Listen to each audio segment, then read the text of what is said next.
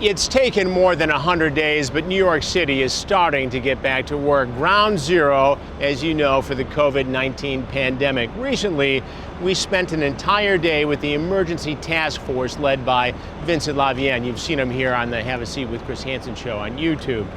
What this volunteer group does and has accomplished is nothing short of miraculous. In these difficult times, this group, with close ties to law enforcement, paramedics, doctors on the front line, transportation workers, the Catholic Church in Brooklyn, has pulled off a feat I have never seen in 40 years of reporting.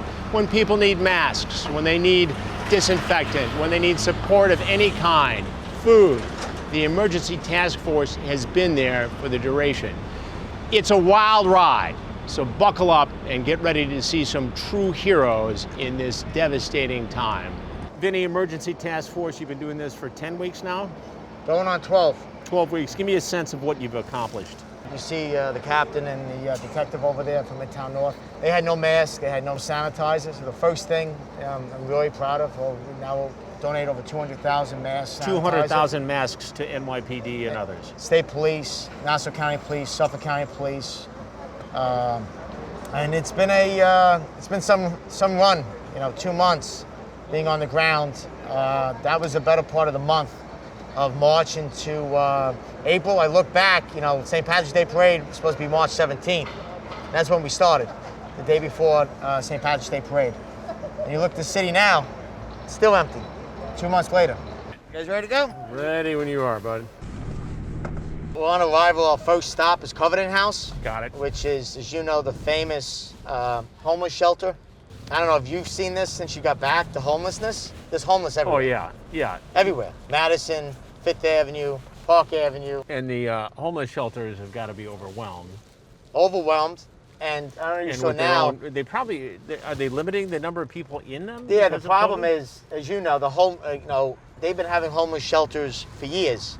Having areas in which they have these hotels. The problem now that they have is these hotels are full. And they're full in a way that you're dealing with the situation that the other hotels, because all the hotels are empty right now. So right. A lot of the people are saying, just open up the hotels, put homeless in. Nobody's traveling. But then there's the politics, so do you give them a hotel? They need a home. If they don't have a home, put them in a hotel. At least they're not on the street. Right. Now they're on the street. What's that alternative? So the politics here and the public policy, whatever you think about humanity, progressive, liberal, conservative, to me, the person doesn't have a home, and we have all these empty hotels, and we could put people back to work. Why don't we open up every single hotel, put the homeless there, until you figure it out? See? Yeah. All over the city. First stop we're going to is Covenant House. It's on the west side. This is an establishment that helps these children that, runaway kids, broken homes, things of that nature, kids that don't have nowhere to go. Covenant House takes them in, gives them room, board, meals, the health care they need. They've been doing great work for so many years. Covenant House is a legendary homeless shelter with children in New York City. It's owned and operated for years by the Archdiocese of New York, Cardinal Dolan. They had a very big issue early on. Don Carey, Governor Hugh Carey's son, calls me and says, I'm very active in the Covenant House, and we have kids that are homeless that have no ability to check their temperature. This is early on in COVID-19. Right. Can you help us with the thermometers? Joey Vega, we went to 25 pharmacies. You cannot get the thermometers. Rob Lynch, who's the former NYPD detective, had a source on a pharmacy in Prospect Park. Went in there and we got 25 thermometers and brought them to... This was at the beginning. Within a week, 2 weeks of COVID started. And because of that, I started getting calls to the Covenant House to help them with masks and sanitizer. So this is our third time back. So you think you're crazy, Chris. A simple thing like a thermometer, right? You cannot get in New York City. The reason why these are important, it's a head read, meaning I'm not going near you. Right. And that's it. 97.0. 95.3. I don't know. He's cold. Cold. That's cold. That's me. Here at Covenant House, they didn't have any thermometers Yeah, until nothing. you got them. Mask, sanitizer, gloves, had nothing. And that was across New York City. The hospitals, the doctors, they had absolutely nothing. What's the lesson of this, Vinny? I worked in government, but what I saw here, across the board, city, state, federal, everybody failed us. And I'm not political, right? The president did a good job, the governor did a good job, the mayor, everybody's done a good job. Like I'm not gonna bash anybody here. But it failed. Everything failed. The systematic bureaucracy, procurement, supplies, logistics, everything failed. You know this, you're a New Yorker, Chris. Will Vega, me and Dennis, and Rob all worked down, and retired Detective Lynch, all worked down at Ground Zero. The biggest issue we had was not getting a mask. Thousands of rescue workers died after 9/11 not having a mask. In the beginning, Yeah, we were told you don't need a mask. Correct. It's just going to make it touch your face. that's it. Don't touch your face. But we knew better, because we lost friends after 9/11. Is this the sister right here? How you doing? You just need AAA batteries. Oh, those are perfect. This is great. This is such a big help for us. We have been using the thermometers at all of our sites Right. so that when staff come in the morning to make sure that their temperatures are good. The same for our youth. So it's been just such a huge, huge help for us. Give me a sense for the strain this has put on your system, which is aggressive on a good day, sister, I'm sure. Yeah, I mean, for our young people, it's a lot of stress for them. They've already been traumatized by being homeless. And now with the virus, it's just one more stress added to their lives. And so when they come in here, they're already frightened. They're not sure they want to come in because they're not sure that it's safe. But we've been able to keep our kids safe here. We've spread them out. A lot of our offices we've shifted to be rooms so that we can spread our kids out so that there's 6 feet of distance between them in the bedrooms. We've set up quarantine rooms on the 8th floor, so any youth who comes in, when our health center is open, we automatically have a doctor now meet with them and make sure that they're not, having any symptoms of the virus, that they're in good health otherwise as well. And then if they come in after hours, we take them right up to the quarantine floor so that when the medical staff have an opportunity to meet with them, we're sure that they're not bringing the virus in. Thank you. So that's been a big help, but we've had to shift all of our offices into additional rooms for our kids, quarantine rooms, and so we have a lot of our administrative staff working off-site right now. Our facility staff have kept the place immaculate. What's the age range, sister, of the people you're serving? So for the young people here, it's 16 to 21. Up in our Bronx sites, we have a couple of programs that are 16 to up to 24. So we're really serving youth up to the age of 24. And we're talking predominantly homeless youth Yeah, who need that break in life absolutely. to get where they need to be. Yeah, and many of these youth have also experienced domestic violence, trafficking, they're trafficking survivors, and so they've really survived a lot of trauma in their lives, and so making sure that they have a safe place, and we're trying to create normalcy for them too. Sister, without this organization, where would these kids be? Oh my gosh, they'd be on the streets, unfortunately. And that's not a safe place for them to be anytime, but particularly now, not safe for them. So we're really grateful that, for this kind of support for us to be able to serve our young people and serve them safely.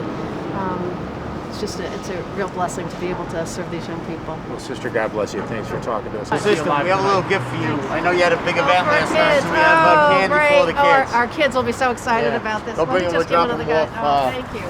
How many residents you got? We have about 120 here. So. I'll give you another box. Oh, great. Thank you. They'll love it. Thank you, sister. What a great gal.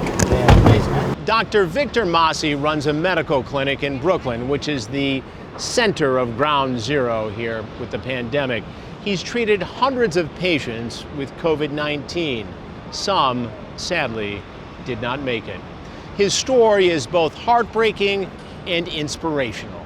So we're now on the way to see Dr. Massey in Brooklyn. As you're well aware, a lot of these doctors had absolutely no supplies. He's one of them.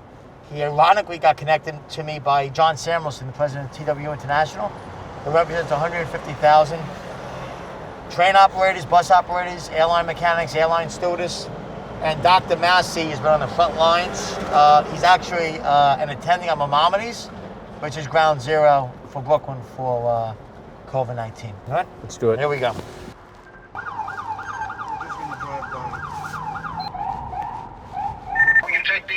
Battery Tunnel, 42nd Street, all the way West Side Highway, right into the Battery Tunnel.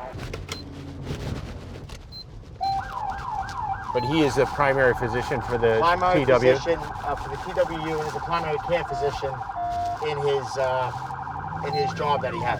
This is Dr. Massey. So it's amazing about this doctor, what he's done. He's truly done an amazing job in helping so many people.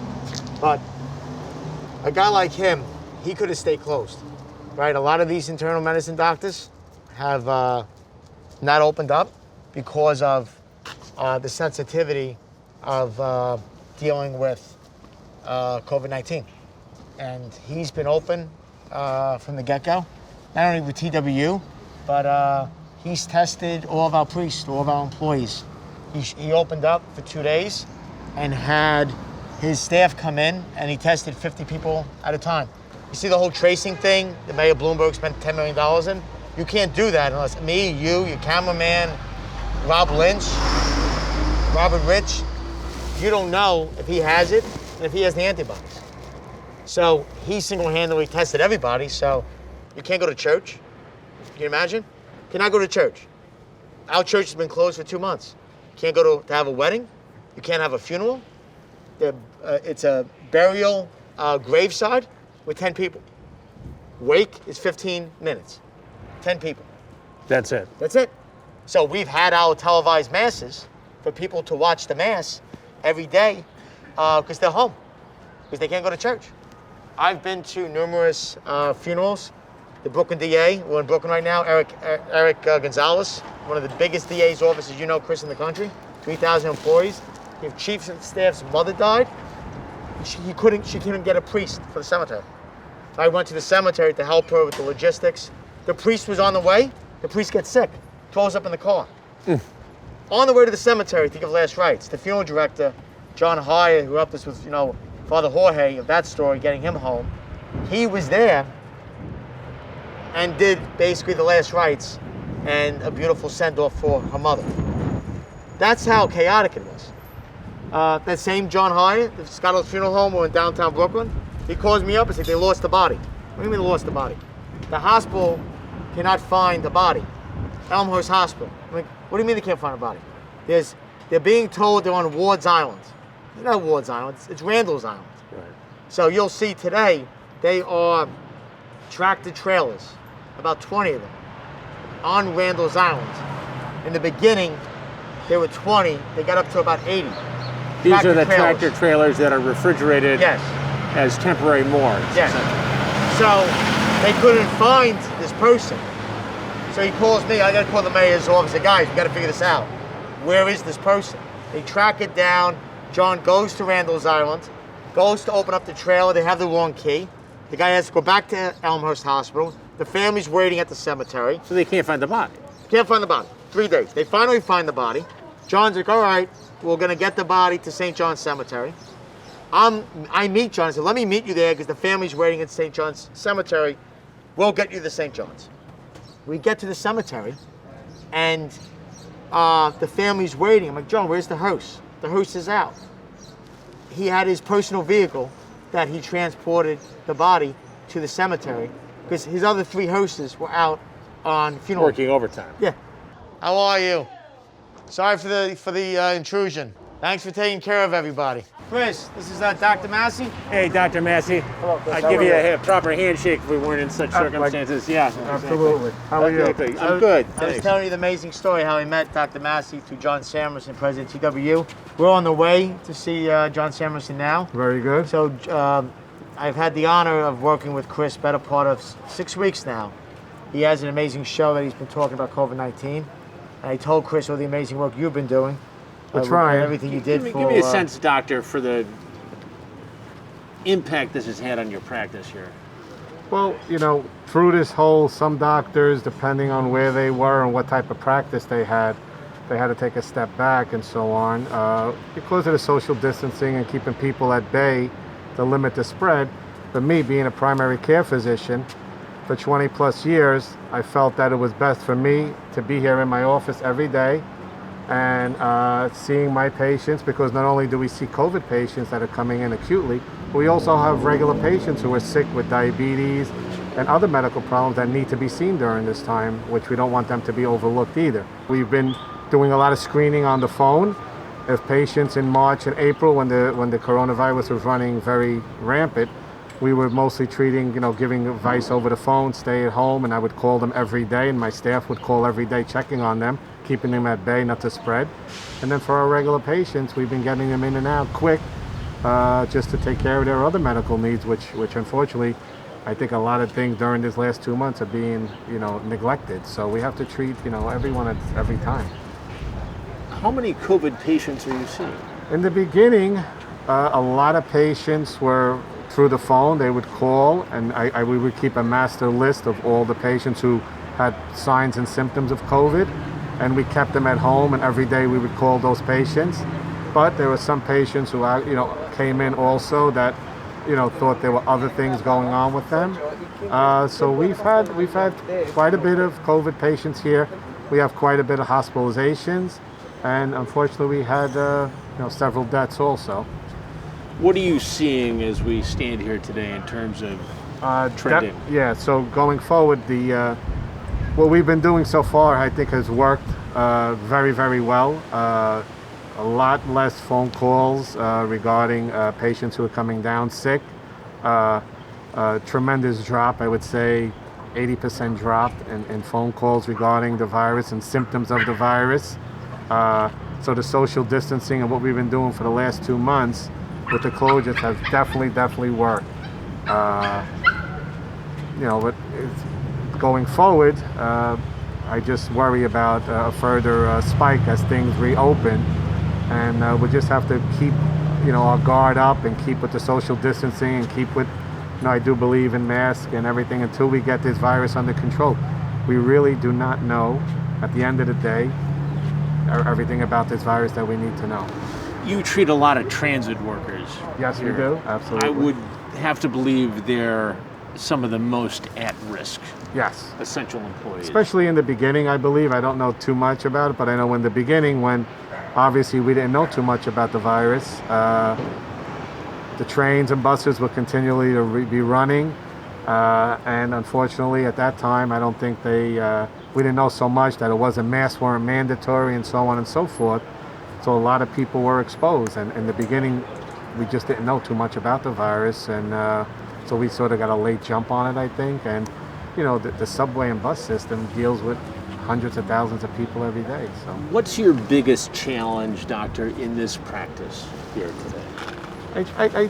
You know what? I think the biggest challenge right now is to continually to get the word out to our patients and educate the patients on that this is for real. It's a pandemic. It's still going on. I believe it'll still continue until we come up with a treatment and a vaccine, which will be for a while. I definitely believe that we will have treatments and vaccines available to us, but it does take time, and you can't rush science. Unfortunately, there has to be trials, and there have to be the right way to do things. And in the meantime, I think that we have to educate the patients and everyone else about the proper way. I mean, there's a way to survive and get along with this, but we just have to keep educating the patients about the social distancing, wearing masks. It does work. It's proven to work. I mean, look at our hospitalizations. It's amazing how it's worked, and the hospitals are all doing a phenomenal job, and all the healthcare workers should be extremely commended, and anyone working in the healthcare industry. You're really at ground zero in a way here. Sure. Brooklyn, New York. We are, and your patient base. Yeah, and I commend my staff every day for coming in and putting their bottom line, their life on the line, to coming in and treat our patients. But this is what I went into medicine for. This is what most doctors go into medicine for, and we all feel we have to be here for our patients. Did you ever think you'd see this in your entire career? No. We've seen a lot of things going on, but never something like this. But we have to be ready for anything. In the world we live in today, anything could be possible nowadays. And I think the hospitals and everything, especially in Brooklyn, have done a tremendous job. And in Manhattan, my patients were treated unbelievably, and the best treatment that they could have gotten.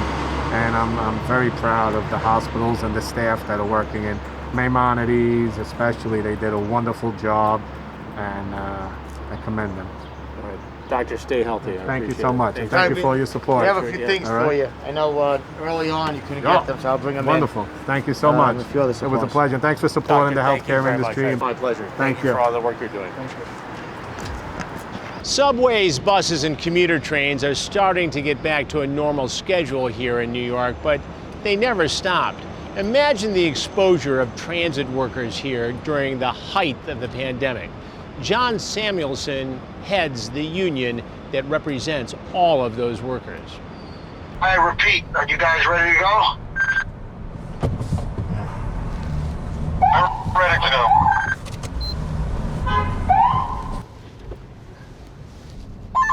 Next destination is John Samuelson over in Garrison Beach. Hey, John. ETA is about 12:45. We just left Dr. Massey, and we're on the way now. We're going to go see the president of the TWU union, John Samuelson.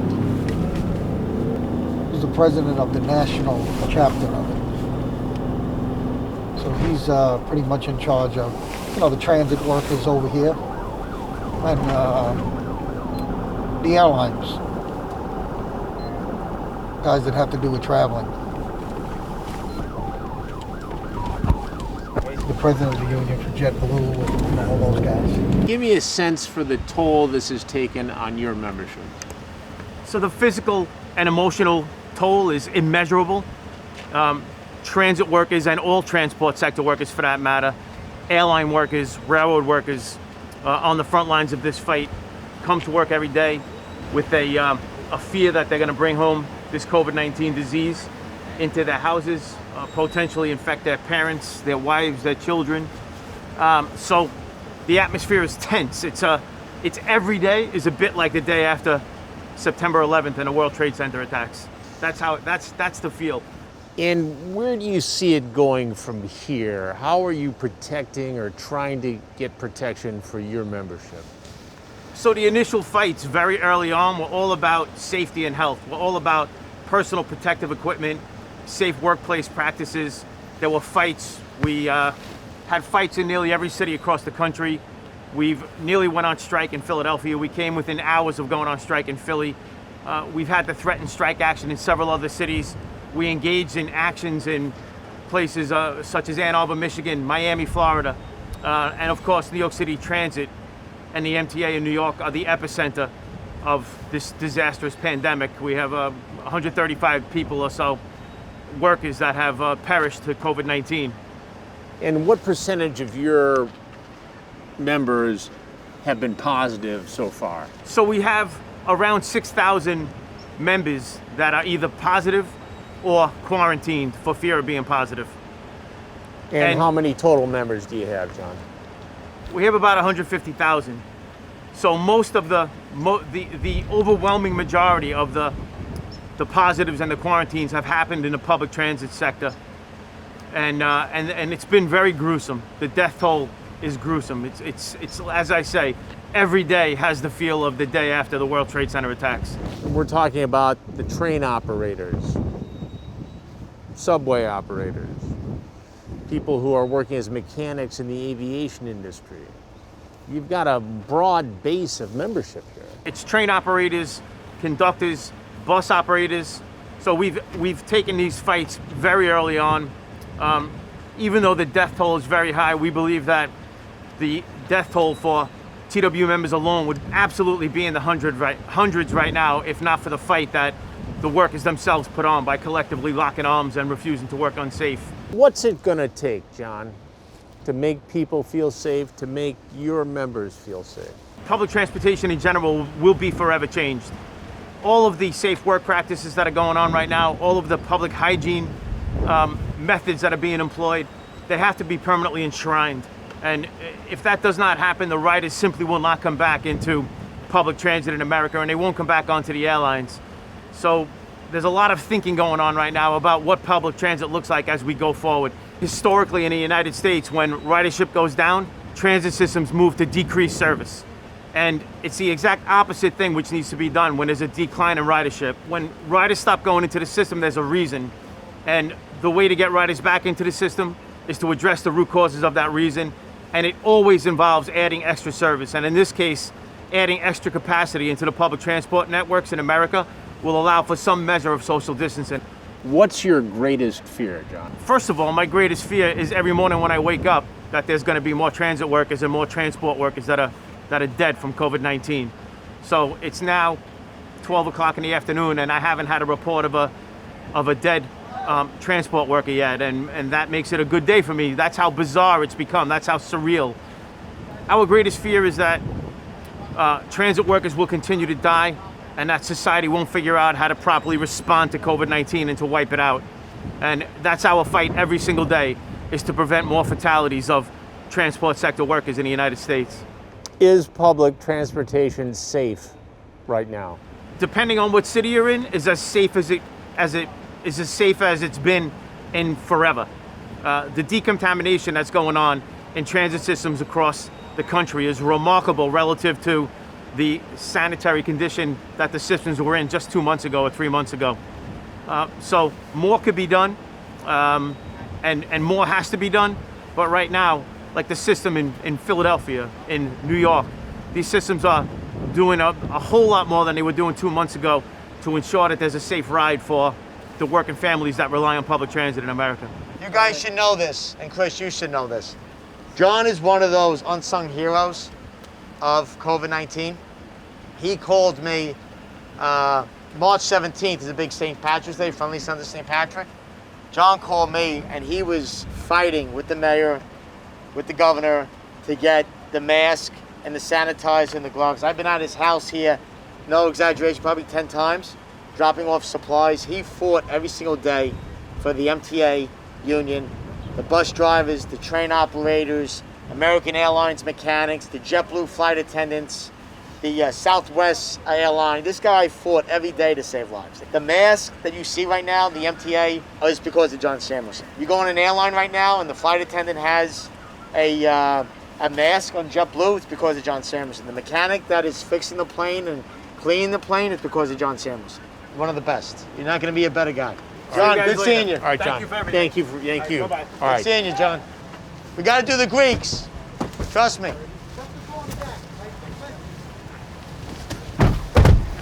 Remember, at the beginning of this crisis, a lot of doctors, police officers, firefighters, paramedics, transit workers didn't have the proper personal protection equipment to do their jobs.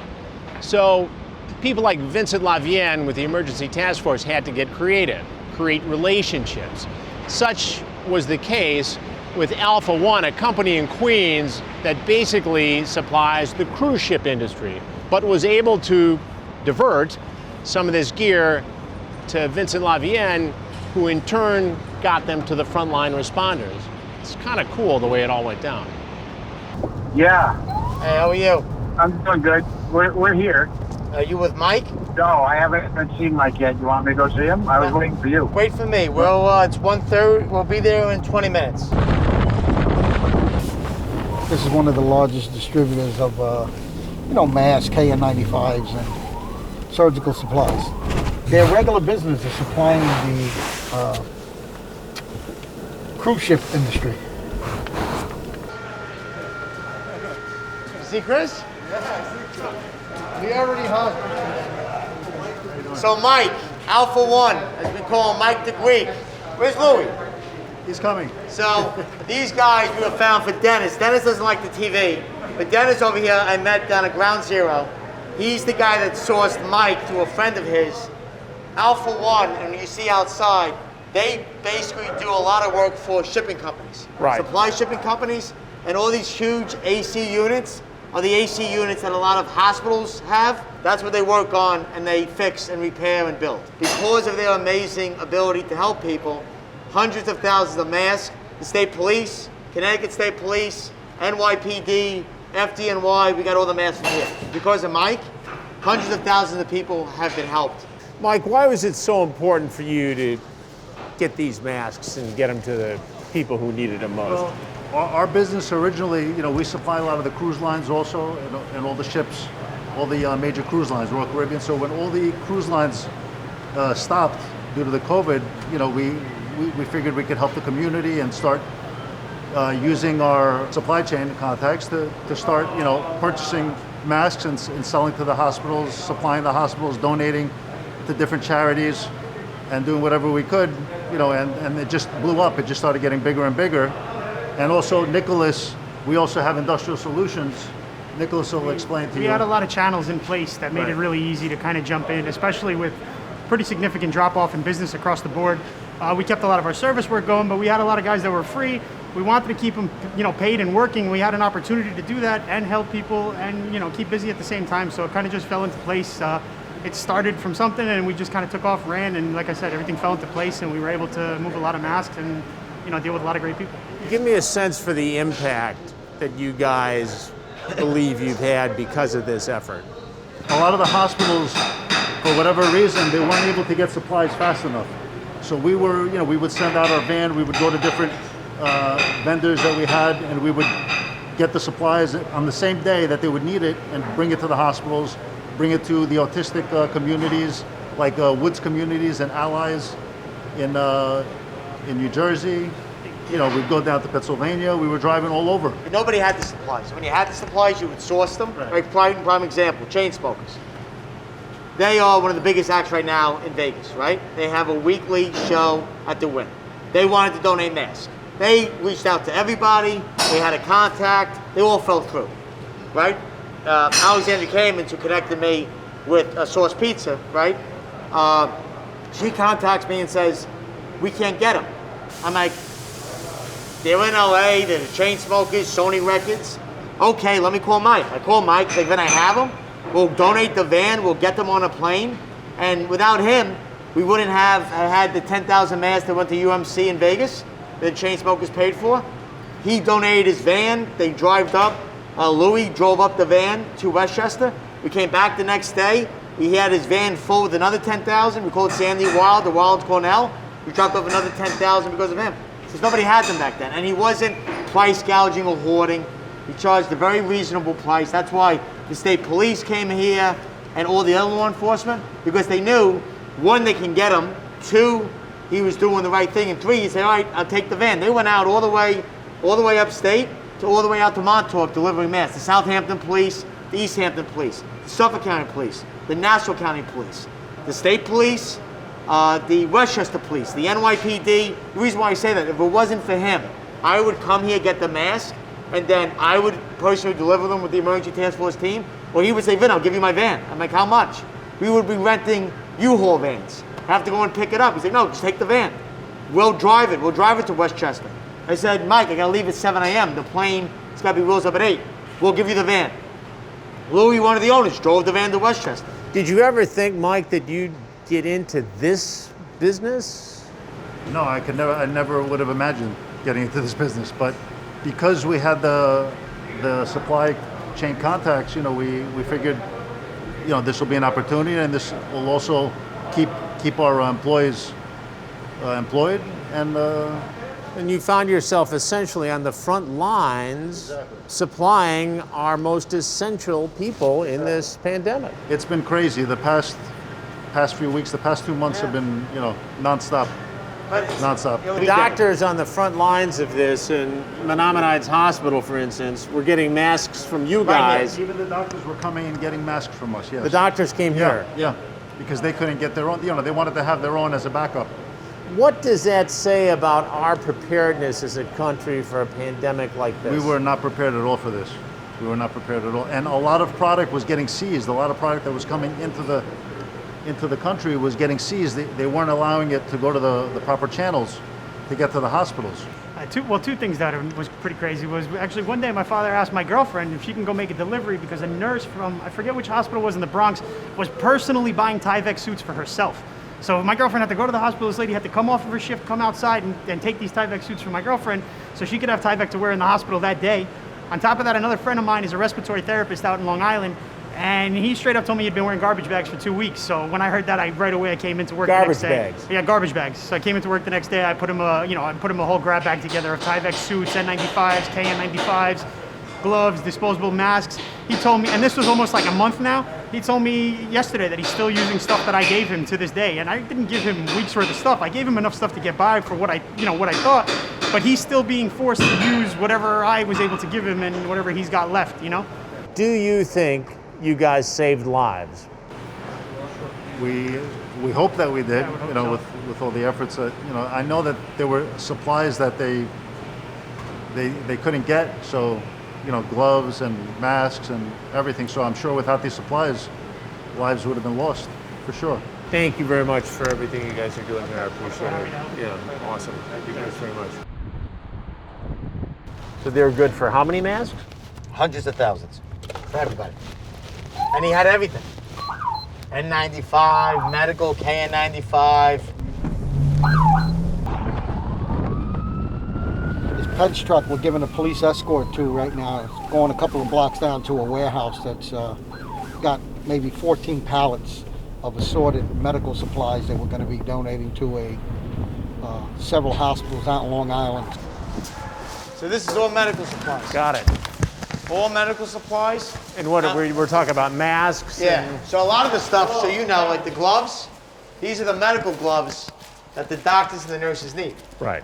A lot of these, without these, so Cardinal Health, it's all 5-star medical supplies. The guy who you just met, Mike, his partner Louie, he came to us about 3 weeks ago and said, look at this, I want to donate it. So a lot of these, the surgical gloves, when you go to a hospital, Right. a lot of the surgical gloves, cases, we've been dropping them off to hospitals, doctors. And they're like, oh my God, where'd you find these? We can't get them. It's one thing, these masks, when you deal with surgical supplies, Right. It's a of different quality. of totally stuff. different quality. The biogel, the certification from FDA, there's about 8 pallets here that they're donating. Where will these supplies go? Chris? I can tell you the first call I'm going to be making is to Stony Brook Hospital, Good Samaritan Hospital, St. Catherine, St. Charles, and then we're going to hit a bunch of the East End hospitals, all the Northwell hospitals. I'll reach out to all of them. I will find a home for it all. But it's important. Like, you see, like the isolation count, real quick. Isolation gowns, you can't get them. I've been getting calls. We had a nursing home, Osmond Hall. As you know now, you see the whole investigation now in nursing homes. Thousands of people have died in nursing homes. They had this brilliant decision of after you have COVID-19, you can go to a nursing home, right? So think about that. So now Cobble Hill, where we were in Court Street, Dr. Massey, Cobble Hill Nursing Home, they lost 55 people, one nursing home. One of the first things we did with Catholic Charities, thanks to Junior, thanks to Dennis, we found a place in Edison, New Jersey, a warehouse, to get the sanitizer, to get the masks, to get the gloves. 6 weeks ago, we were getting supplies, getting them into Catholic Charities. You would think 10, 12 weeks into this, Yeah. logistics wouldn't be such a challenge, but that's not the case, is it? It's not. I mean, look at what happened at 9/11, and that was 10 square blocks. Now you're talking worldwide. Everybody needs everything. How do you pull it off? You know, during 9/11, if you left Manhattan and you came to Long Island, there's no 9/11. So if you needed something, you had a place to go. You could go to New Jersey, you could go upstate. Here, you can't go anywhere. So you have to find a new way to logistically come up with stuff. And that's where we tend to shine. Somehow we kind of find the right people or seek out the right people. We just don't give up. And it works. Well, thank God we don't deal with the bureaucracy of government agencies that you have to talk to this guy to do this and this guy to do. Oh. Vinny and me will just get on the phone. Hey, we need this. Boom, done. Get the cars. Get the pilots on the car. Get to this airport. Get to here. These supplies appeared the following way. Louis called me, said, I have 14 pallets of medical supply. I called Vinny, Vinny called Chris. Chris has now the supplies. If this was any government or any other organization, you would be going through about 2 weeks of paperwork. You know this, you work for MEC, I worked for the government, used to do White House Advanced Logistics. It's getting advice and guidance by committee, right? There's always a committee, there's a conference, there's a committee on a committee. I'm dealing with it now. I said, I don't want to be on any committees. Don't put me on a committee. I've done, I've served on transitions for the president, the governor, and the mayor. You know what happens on a transition committee? Nobody makes any decisions, right? And that's what happens in government. Everybody's on a committee. Everybody's the chair of a committee, vice chair of a committee. Then they sit down, look at me. I'm a chair of a committee. They do nothing. I am so proud of, our team. Chris, they literally risk their life every day. We got up, my wife was crying. Junior, we all have pre-existing 9/11 conditions. Chris has serious medical conditions. I called Mount Sinai, my 9/11 health care. I couldn't go in. They said, oh, we're closed, COVID-19. So all of them risked their life to save other people's lives, and for the grace of God, not one of them came back positive, and we just took the antibody testing, everybody came back negative. Even during 9/11, I'll give you an example. The firefighters, we're talking about the end of November, end of October, beginning of November, they were cold at night. They're asking us for sweatshirts. They put up a request to the governor's office saying, to the mayor's office saying, hey, listen, we need this stuff. They kept turning it down. I finally went up there and I'm like, why are you turning it down? He goes, it's 70 degrees. I said, yeah, daytime, you're working in an office. What about at night when it's 40 degrees out? I said, that's ridiculous. Vinny and I, what'd we do? We went to JFK. Yes. We got a tractor trailer and we filled it up with sweatshirts and we dropped it off. You know what happened? 2 weeks later when they go to drop it off, they yelled at us. Why? Well, why are you cutting around the red tape? Because these guys would freeze to death by the time you got them what they needed. It's not fair. We asked for forgiveness, not permission. Yeah, that's exactly right. And by the time we get the forgiveness, we don't care about the permission. It's already done. All right. Excellent. Well said. Ready to go? All right, good. Paramedics here in New York City have a very stressful, dangerous job on a good day. Imagine what it was like at the peak of this pandemic. Thousands and thousands of runs a day. Mike Greco is the vice president of that union. What has the toll been on FDNY, the EMS? When it was in the height of it, you had record call volumes, the amount of death and destruction and the amount of people we had out sick created a stress level of things we've never had to do before. As the call volume has slowed down, the death rate is still there, and now there's a lull out in the field that is making people assess kind of what they saw, wondering what's going to happen next. So there's this anticipation of death, destruction coming. There's the worry about family. There's a worry about economy. There's a worry about friends and family. So it's coming in a wave that it's tough for the field to really grasp their head around where it's going. Mental health. You hear this. How are you feeling? How is your membership feeling? That's a very good question. We are taught to disassociate from the normal death and destruction. But the amount that's come in has never been seen before. So PTSD is known 30 days after the event is where PTSD really comes in. So that's going to be the next phase of this problem. What has this done to the member's psyche? We got kids out there, 18 years old, 6 months on the job, and we have 25-year veterans. No one can look at each other and say, oh, I remember when I went through this. So we're in a forest right now as no trailblazer. So we feel it's our responsibility, not only as a union, but as a city of New York, as a fire department, to now put systems in place to make sure that that trauma that has been experienced by 4,500 members in New York City are taken care of going forward. Your people are responding to this pandemic at a level no one else is. A lot of first responders, a lot of responsibility, a lot of stress, a lot of heartache, but your people are seeing it as close as anybody. Yeah, it's record-breaking. Our people are seeing it more than anybody in the world has ever seen. We, for 7 straight days, broke record number call volumes for 9/11. For 911 calls. More than 9/11 that day. 6, 7 straight days of that. We're the largest EMS agency in the world. We're in one of the biggest cities of the world, and we are the epicenter of a pandemic. So they've performed phenomenally, more than anybody could have asked. There's not a training, there is not a wish that any city official, any fire department official could have said, well, this is how I hope they respond. Because they've met that, they've exceeded it, and they've done a tremendous job of treating the citizens in New York during one of the worst crises in New York. And that's saying a lot, because this is New York. Did you have the proper PPEs going into this? The face masks, the other protective devices? We did not. How was that possible? Lack of planning. You would assume that somebody in a room somewhere thought of the contingency for a pandemic. As a frontline worker, we were confident that somebody in a back room said, you know what, if there is record-breaking 6,000 calls, are we going to be using 5,000 N95s in a day? Is there a warehouse somewhere with 1 million N95s? There wasn't.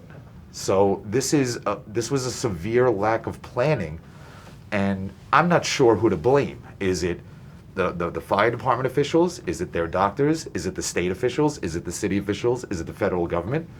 We don't know. All I know is in the military, if you have a frontline soldier firing weapons, there is 7 people behind him making sure that gun has its bullet. We didn't have 7 people getting ready for the frontline workers of this pandemic. And it showed by the CDC lowering recommendations, by the orders coming out saying, instead of an N95, wear a surgical mask. That should have never happened. We were trained to put on surgical masks for TB, for any infectious disease, and they took that away from us, not because of science, but because of lack of equipment. How important was it for you to get supplies from Vinny and the emergency task force? What they have done for our union, that we were able to get to the members, I know they are single-handedly responsible for saving lives. Vinny and the organization, they may not have been out at that patient's house, but their mask was there. They may not have been out at the corporations that we responded to, but their hand sanitizer was there. Their disinfectants were on the truck, their alcohol wipes. Everything that they supplied to our members was felt, and there isn't enough thank yous. Like, they clap at 7 o'clock, everybody thanks the first responders. I can't personally thank my members enough, and I can't thank everybody who supported the front lines. They are, to me, just as important as my members were in the field. What's the most chilling story you heard from the front lines on this? I mean, unfortunately, the most chilling story is one of our members taking their own life. There's no other chilling. He's a young kid, not even a year on the job, sees some of the most horrific things, and what led to it, I don't know. But if you're asking, I have to ask myself, is he the last one? And as a union official, my only job left is to make sure he is the last one. Mental health, support from the department, support from the city, peer counseling. How are we going to treat the after effects of COVID should be the same way they treated the after effects of 9/11. The 9/11 Victims Compensation Fund, the federal government, the state government, they better get ready to support these healthcare workers, our EMTs, our paramedics, hospitals, doctors. They better get ready to support us with that sort of level of support, because we don't know where this is going. We don't know the medical effects. I got 35-year-old kids who now have CHF after 2 weeks positive COVID. We have strokes going on, kids in their 30s who are dealing with pulmonary embolisms, blood clots in the legs, completely healthy people. So this is immediately after. Until the science comes out to find out what COVID does to people 10 years after. I hope, as much as my members were ready to stand the front lines, I hope they're ready to stand with us and support us when it comes time to take care of that. Mike Greco, on March 5th, said in front of City Hall, testifying to the Department of Health, that we're not prepared. On March 6th, they realized that there's a problem. There was a news story, a breaking story. 2 weeks later how the city placed PPE orders on March 6th. We knew that this was coming in December when we were watching Asia, what's happening worldwide with this pandemic. And they didn't place an order a day after Mike Greco testified in city council. So obviously, our city is not prepared. Not then, not today, and not tomorrow. So if it wasn't us bringing this issue to light, I think we'll be in severe problem with more deaths to our members, to the public. We are also the first ones who spoke about the final phase of PTSD, that they weren't going to be prepared. I mean, it is only now. Me and Mike have been asking the department for almost 3 years now for counseling service unit to give our members more counseling before this pandemic even started. And it's only now. They're always reactive instead of being proactive. When I put my head down on a pillow as a paramedic, I know I can't control death, but I know I did everything I could to save that life. Numerous times throughout this pandemic, we're putting our heads on the pillow, knowing there's probably more we could have done, but the system couldn't support that.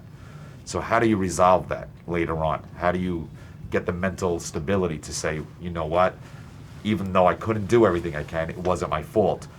That is where the therapy, the talking it out, the figuring it out. We're trained certain ways to follow. Doctors, if we get to a certain point, we call, we consult. There's 6 guys on a team, 6 women on a team. Then we go to hospital, there's another 10 working on. 16 people are involved in trying to save a life. We move down to just 2. How do you resolve that? That's what we're facing. You know, I don't have that answer yet because we are still trying to figure it out. Be safe. Yes, thank you very much for your help. I appreciate this. We're on our way to Mario Salerno's shop over in Brooklyn. It's a repair shop in the heart of Williamsburg. He's a landlord over there. He was featured on Ellen DeGeneres for giving away a month's rent, all his tenants, which equals about $250,000. And he has a repair shop that fixes all the law enforcement vehicles that are stationed out of Brooklyn.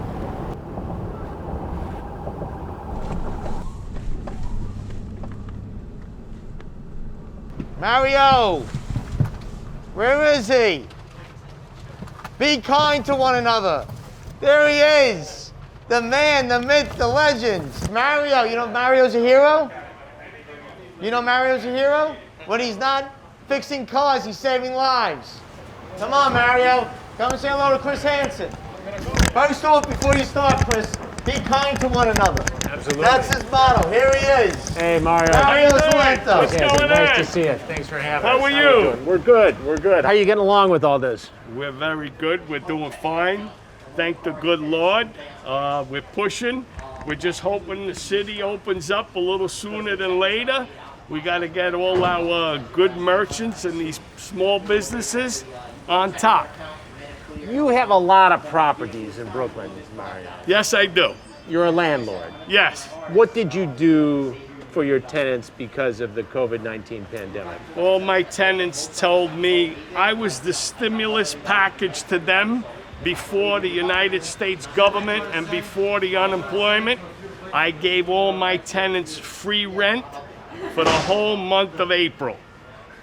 What do you suppose that represents to you financially, Mario? Well, we're not here to speak about that because at the time, the value of a life meant so much to me, and I had a lot of tenants who lost jobs. Their family was all from out-of-towners. Majority of my tenants are all young, and they came to me as a father figure. And I says to them, I really want you to feel comfortable. I want to make sure you have food on your table to eat, which I've been telling, and it's been so good. They're all healthy. And what hit me very emotional, I had a dad from Texas, had a child, was my tenant, and he was on a respirator. And as soon as he got off the respirator, he said, I thank you so much for being a father figure to my only child. How much did that mean to you, Mario? It meant a lot to me because right now we all have to help each other and we're all going to get through it, and it really meant a lot when someone that I never met was thanking me for helping their child. How many tenants do you have, do you think? I have over 200. 200 tenants? Yes. And you let everybody slide for the month of April? Everyone slide for the whole month of April. Why'd you do it? Because the tenants were suffering and the tenants were very confused, and I wanted them all to have peace and tranquility, not only in their mind. How would it felt that they thought that they were going to have the virus the next day? We were the pandemic of the country here. What message do you hope this sends to the rest of the country during this pandemic? I want everyone to be very strong. If we all could help each other, give each other a helping hand, let's put it together. It don't make a difference who we are, young, old. This wants to attack everybody, and we have to knock out this vicious virus. What do you see as the future near term? You're a business guy, you're a property owner, you're a citizen trying to stay healthy, your own family's trying to stay healthy. What do you see from your perch? We have to work this out, everyone. Like I said, from our leaders to our doctors. This might be with us, or we might be able, if we stick it out, we keep our distance, we wash our hands, we help each other. We can knock it out, and hopefully it just turns into like the cold or the common flu. And that's what we need to knock it out. Did you ever think the crisis would reach this level, Mario? No, not at all. I'm born and raised in Brooklyn, and I seen everything from Sandy to blackouts to gas shortages, tragic 9/11, but I never thought we would reach this point right now where we are. What's the greatest lesson you've learned? We got to help one another. We got to stick it together. Very important. Be together. Help each other. It don't make a difference anymore. Young, old, healthy. This could attack anyone at any time. So that's why we got to always be aware of this. Be protective. So Mario I met through my guy Will Vega, who's like a brother to me, and Mario is very unassuming, right? We used to go here, obviously a lot of our vehicles. He would come in, always take care of our vehicles, the priest, the Monsignors, everybody in the Catholic Church, everybody in the NYPD, everybody in New York City would go to Mario. Why? He comes in, he does the right thing. A lot of our vehicles, you've been driving with us today. We're crisscrossing the city, the state, flat tires, comes in, goes out of the way. I never knew this guy owns half of Williamsburg. Up until, I get a call saying Ellen DeGeneres is going to have him on, and then the President of the United States is inviting him down to the Oval Office to thank him. He's a very humble guy. His son is there right now. I've been speaking to that lovely couple about their vehicle. It's the type of guy that he is, right? And I wanted you to come here, otherwise seeing the doctors and Covenant House and the union presidents to see, to me, this is what New York and this is what America's all about. Here's a guy, he could be relaxing in his house, right? Taking it easy. He could have shut up shop, right? Doesn't need the money, right? You know what Williamsburg real estate is right now? Chris, I grew up in Brooklyn. This is the hottest area right now in the city. And he did it because he has a big heart. Be kind to one another. And he has an easy, very simple mission to love and be loved, and that's it. And he was a testament. A lot of landlords in New York City. He was a testament of somebody like him. He's not Blackstone, right? He's not these guys that have billions in dollars of real estate. He's a guy that worked very hard, has a good living, and wanted to give back because it meant a lot to him. It's a lot of money. You know how much the rent is here? A month of how many tenants? Couple hundred. Couple of hundred. Do the math. You can't find a cardboard box in New York City More under important $1,000. is the value of a human life. Yeah. And I value people's lives. So the money wasn't the issue. Yeah. Mario, thanks so much. Thanks for everything you've done. I'm honored. You be careful. I'll stay in touch with you. Thank you. Look, Vinny's got all the numbers. I'm going to start driving with them. This way I can see how they handle their vehicles. Yeah, now you know why they're all messed up. Thank God for Mario's mechanic. Thank God. Look at this. Thank you. Nice Mario, meeting thank you very much. Take care. Thanks for your time. Thank you, Mario. God bless you, Mario. Be careful. God bless you. Stay well. closed out. We're gonna go in, pick up the food, say hello to the guys. Chris. Sir. Chris Hansen just want to say hello. Nice to see you. Nice to meet you. I'm Ron. I'm one of the owners of this saloon. I should say so. How you guys doing? Nice to see you. Thanks very much. Good to see you. How you been? Now, this is not a kitchen. You're not going to tell Dina to have a seat, right? Yeah, exactly. So you've been able to do a lot of carry-out volume now. Well, it started out that we wondered if we would do deliveries, but it turns out to be too difficult to do that. We do some only in Manhattan. Yeah. And but Dino's idea of the Taste of Rails has really made a big difference. That's good. It's easy for people to order. It's easy to pick up. It's somewhat simpler to make. But you can also order off. We have a limited menu. And what's nice about it is we've been able to stay in effect open. So everybody's on the payroll, even the people like our bartender who can't come. Right. Yeah, we got 6 people that. There's 5 or 6 people that have to stay home anyway. Right. Right. But But these you've been guys able to keep the doors open. yeah, and these guys are doing yeoman work. I mean, they work very, very hard. Over 100 of these things a night. Average about 100 a day. 100 Taste of Rails. Mark That's just awesome. told me that it is been so backed up that we're now running 2 weeks behind on these orders. So what do you need for a Taste of Rails? That's a genius idea, by the way. Well, So a 2 Taste weeks of Rails is meatballs, Got it. salad, pasta, and lemon chicken. Lemon chicken. And it feeds 2. New York City being shut down, and Rails, as you know, and you've been here, you've eaten Oh, yeah. a place that you can't get in. What they've done in helping the police officers, the firefighters, Hospitals. the hospitals. So what we'll do is on Sundays, I'll come in and prep on Sundays. Before I Right. leave, we'll do the big catering trays, and we'll do a different fire department, a police department on Sundays.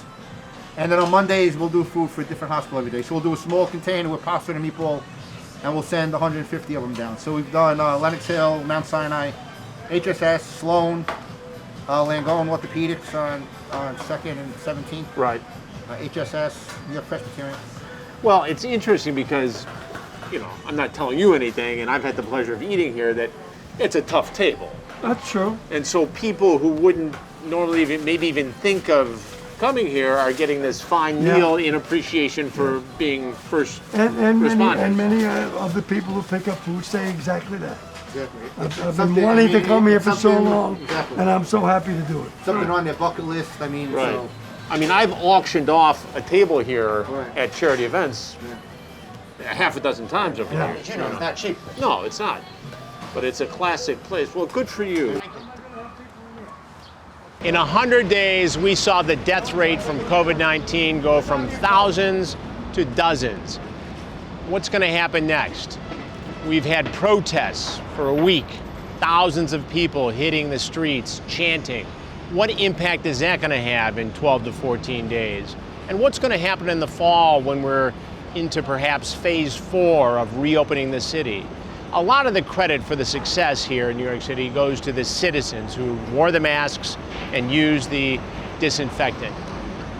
There's a lot of fear that we're going to see another spike. We'll be here to cover it if it happens. Let's all hope and pray it does not.